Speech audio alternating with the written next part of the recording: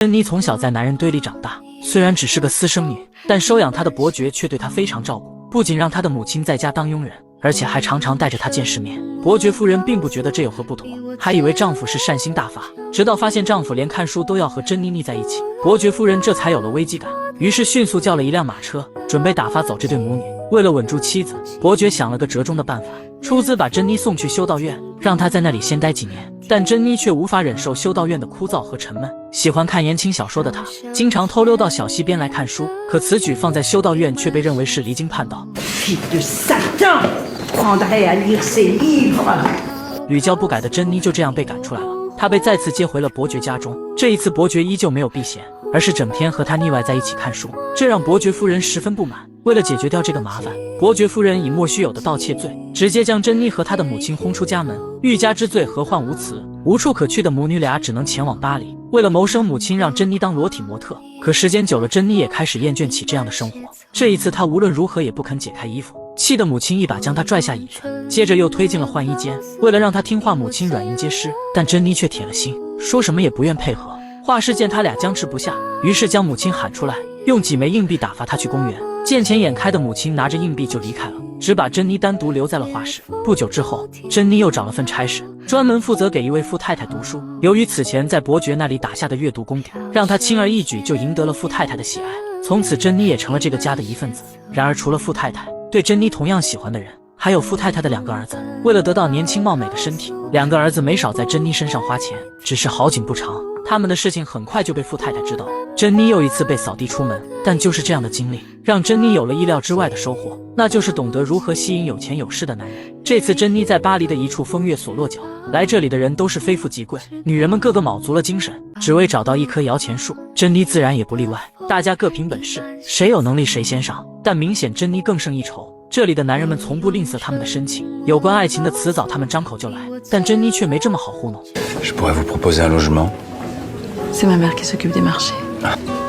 Alors, Entendu. 一桩交易就此达成。如果你以为珍妮是因为生活所迫，那就大错特错了。相反，她很满足现在的生活，在这里她似乎更能找到自己的价值，所以从没想过要去改变什么。不出意外的话，珍妮大概率会在这里度过她的下半辈子。可偏偏意外发生了，风流的法国国王路易15厌倦了凡尔赛宫的女人，为了投其所好，大臣决定在这里挑选一位，送到国王的床榻之上。于是把目标锁定在风情万种的珍妮身上，换做别人肯定是天大的喜事，但珍妮却不愿意。出身低微的她已经习惯了这里的生活，她害怕面对未知的改变，但大臣却不肯放弃，说这可是飞上枝头变凤凰的美差。珍妮打量着这枚刻有国王头像的硬币，没有拒绝也没有答应。她对这件事似乎并不是那么上心，稍有空闲的时候，她就喜欢看言情小说，但这却让软饭硬吃的男人看不惯，一言不合就对珍妮下重手。Repose là. Repose-toi. Repose-toi. Hein? Tu es et tu resteras toute ta vie une putain ignorante. 男人的做法让珍妮寒了心，也让她终于下定了决心。她找到大臣，给出了自己的答复。Vous savez, les gens comme moi, nous n'avons jamais le temps de rien. Ma mère est cuisinière. Alors, soit je fais comme elle, soit je fais de la galanterie.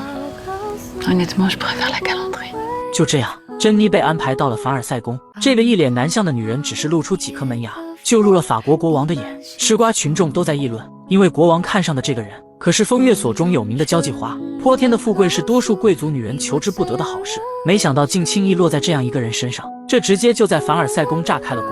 然而被国王看上只是第一步，真正要贴身服侍，还需要经过层层检测，御医必须严格把关，以此保证国王的万无一失。庆幸的是结果是好的，珍妮最终得到了入场券。第一次以这种方式面见国王，珍妮却丝毫不紧张，反而还在极力克制不让自己发笑。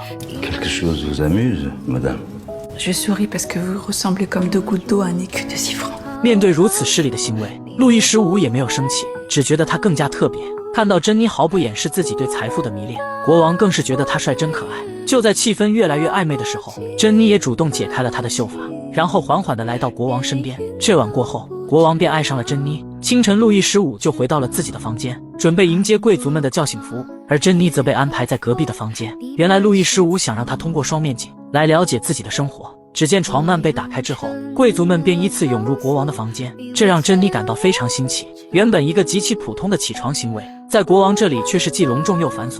目睹这一切的珍妮有些忍俊不禁，更让她炸裂的是，皇宫贵族们每天都要准时过来参观国王的起床仪式，而国王要做的，则是在众人面前穿衣洗漱。这种看似隐私但又公开的做法，让珍妮非常不理解。更惊奇的是，等仪式结束以后，所有人都只能迈着小碎步面对国王退出房间，因为根据皇室礼仪，只有王子才有资格背对着国王离开。这样的起床仪式却也是法国国王每天的例行公事。等仪式结束以后，路易15便迫不及待来找珍妮，他投其所好，给珍妮送了一条价值连城的钻石项链，并诚恳地请求珍妮留在凡尔赛宫，陪伴在自己左右。面对这样的荣宠，珍妮自然不会拒绝，这让路易15喜不自禁，甚至在离开的时候，竟放下身段给珍妮行了一份大礼。看来阅女无数的路易15这次是真的动心了。只是即便如此，珍妮还是不能公开，因为在那个注重身份和地位的法国，她的出身注定她无法被王公贵族所接受，更何况还有名正言顺的皇后存在，所以珍妮就更加见不得光了。但好在事情很快就迎来了转机，皇后去世了，这让路易15彻底放飞自我。上了头的他不顾妻子的丧妻，每天都跟珍妮腻歪在一起，此举立刻引起几位女儿的不满。Vous n'êtes pas sans savoir qu'une infâme rumeur court à Versailles. C'est si courant. Père, on dit que vous passez toutes vos nuits avec une... Il arrive à votre père. Nous sommes devenus la risée de Versailles à cause de vos égarements. Père, notre mère vient juste de mourir et nous réclamons juste un peu de dignité. 显而易见，国王和珍妮的这段关系并不被家人所接受，而且贵族们也全都一条心，集体抵制珍妮的存在。为了堵住悠悠众口，路易15决定给珍妮一个头衔，让她嫁给单身贵族杜巴利伯爵，以此抬高珍妮的身份。这样一来，外人就不敢再拿她的出身说事了。当然，珍妮只是杜巴利伯爵名义上的妻子。路易15这样做的目的，也是想把珍妮从幕后转移到台前。为此，国王还专门安排她学习法国宫廷礼仪，只希望珍妮以更好的样貌示人。一切准备就绪之后，珍妮也拥有了她另外一个名字。La comtesse Jeanne du Barry。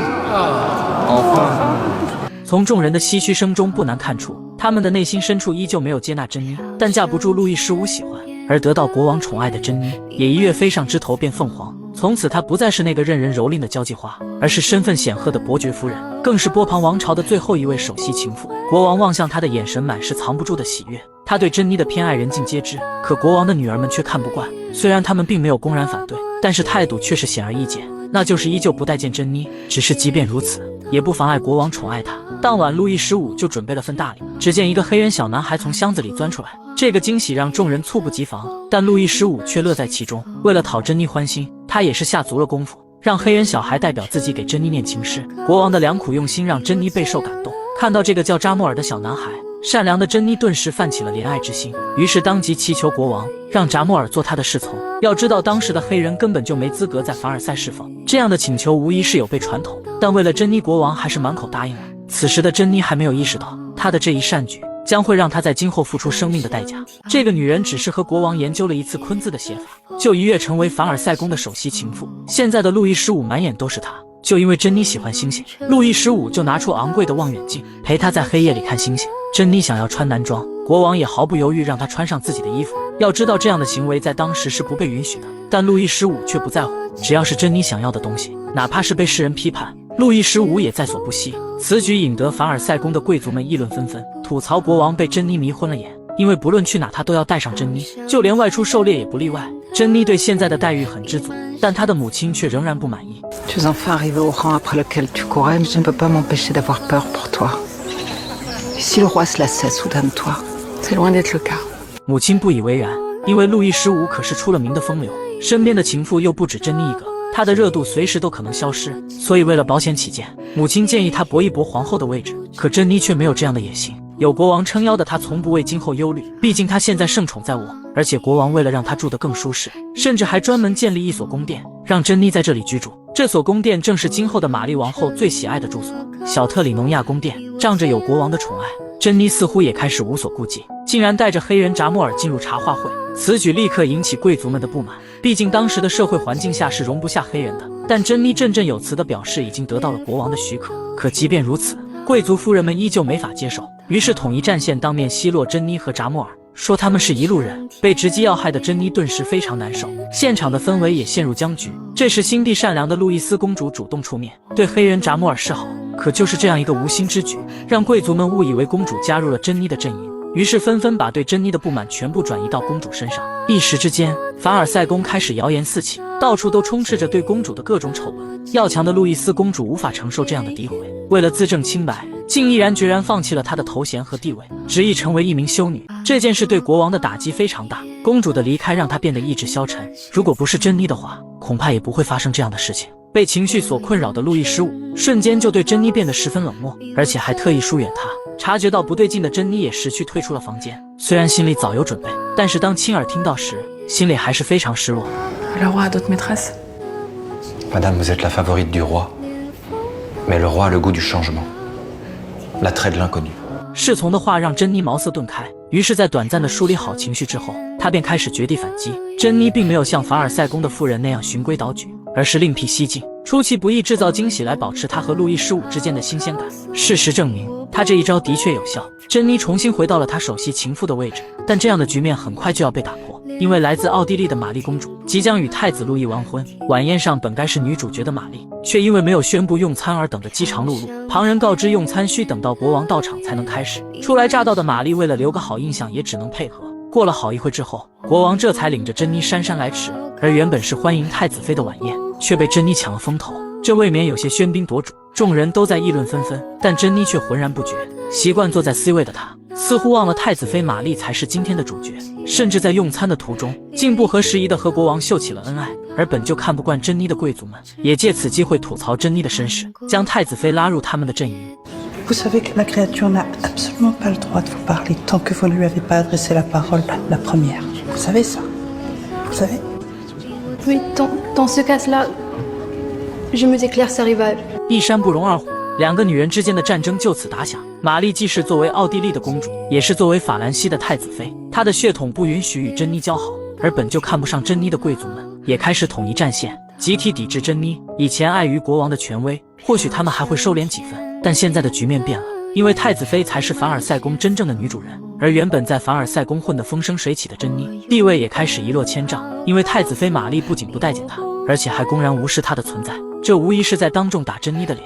贵族们也都纷纷看热闹不嫌事大，殊不知这样的行为也是在挑战国王的权威。就在玛丽优雅地做自画像时，国王气势汹汹冲了进来，看样子这是来者不善。路易15虽然没有说一句话，但浑身上下都透露着不满。他知道这是跟女儿们的煽动脱不了干系，也知道凡尔赛贵族们的算盘，那就是想通过太子妃将珍妮赶出宫。国王从始至终都没有说一句话，只是用一副不怒自威的神情扫视了所有人一圈，接着便直接离开房间。国王的态度显而易见，若想让奥地利和法国的联盟继续下去，王妃就必须和珍妮主动和解。意识到严重性的玛丽迅速派人过来传话，邀请国王和珍妮一起看喜剧表演。但面对这种私下的示好，路易15却不买账，显然他想要一个更加公开的和解。而太子妃玛丽也很识时务，特意在珍妮散步的时候制造不经意的碰面，然后对她说出了有史以来的第一句话。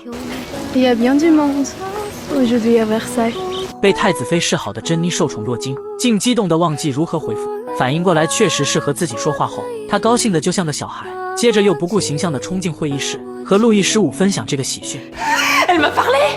大臣们一脸的无语，珍妮却沉浸在自己的喜悦中，甚至冲进国王怀里撒娇。大臣们虽然都没有说一句话，但脸上的神情却耐人寻味。国王并不觉得这有何不妥，反而认为珍妮率真可爱。在路易15的庇护下，珍妮在凡尔赛宫保住了她的地位，一切似乎都在朝着好的方向发展，生活又恢复到了往日的平静。只可惜好景不长，路易15突然病倒了，这对珍妮的处境又会有什么样的改变呢？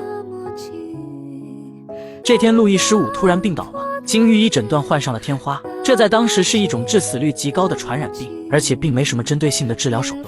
放血治疗让路易15本就虚弱的身体雪上加霜，但相比于国王的安危，大臣们更关心继承人的问题，因为一旦出现不测，皇孙路易16将会成为下一任国王。躺在床榻上的国王正奄奄一息，王公贵族们却是心怀鬼胎，他们想趁此机会铲除珍妮，于是怂恿神父出面。Pour prouver votre repentir, il vous faut renoncer au scandale. 其目的也是昭然若揭，那就是将珍妮赶出凡尔赛宫。而路易15为了自保，也决定舍弃她。